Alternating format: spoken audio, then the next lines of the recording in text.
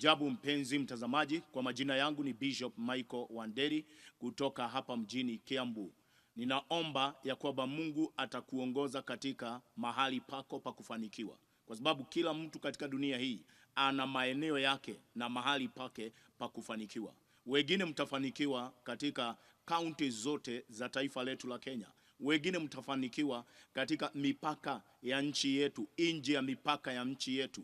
Wengine watafanikiwa katika vijijini, wengine watabarikiwa katika mijini.